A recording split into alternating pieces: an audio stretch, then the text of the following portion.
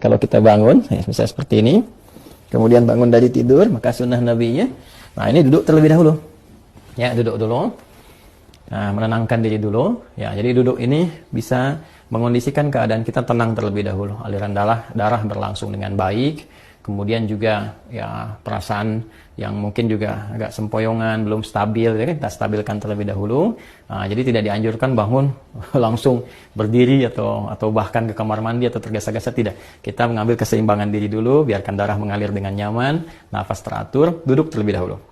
Oke? Nah, lantas setelah itu, maka Nabi menuntunkan supaya menghilangkan bekas ngantuk dulu, ya, dengan bagian tangan dari itu. Masaha biadihi min athari naumihi. Jadi kita menghilangkan bekas ngantuknya dengan bagian tangan yang diduga bersih, gitu ya. Nah, jadi nanti ada di hadis lain bahwa saat bangun tidur nanti saat bersamaan kita akan wudhu, kita dianjurkan untuk cuci tangan terlebih dahulu, ya kan? Karena tidak menduga di bagian mana tangan ini bisa menyentuh hal-hal yang mungkin kotor.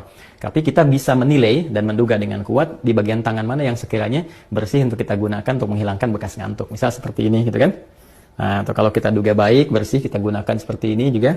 Nah, apa tujuannya? Pertama, untuk membangun kesadaran terlebih dahulu. Ya, sebelum kita berdoa atau sebelum membacakan ayat-ayat atau kalimat thayyibah, supaya doa yang dibacakan, ayat-ayat Quran yang dibacakan, kemudian nilai-nilai spiritual yang dimohonkan kepada Allah itu tersambungkan dengan khusyuk. Ya, bisa khusyuk, bisa benar, terasa dalam jiwa. Karena beda rasanya ketika Anda bangun tidur masih ngantuk berdoa misalnya. Doa bangun tidur gitu kan, atau baca beberapa ayat dari Al-Qur'an, itu rasa kejiwanya akan berbeda dibandingkan ketika Anda menghilangkan rasa kantuk, ya. Kemudian sudah mulai agak fokus, sudah lebih baik, ya. Kadang-kadang kan ada yang baru begini, bangunnya jam 3 kan? Tapi yang begini, tiba-tiba lihat jam, udah jam 4. Ternyata 1 jam nggak sadar begini kan. Nah, karena itu tidak dalam jeda yang lama, nggak pakai lama, jadi duduk, kemudian hilangkan bekas ngantuknya, seperti ini, ya, bisa demikian.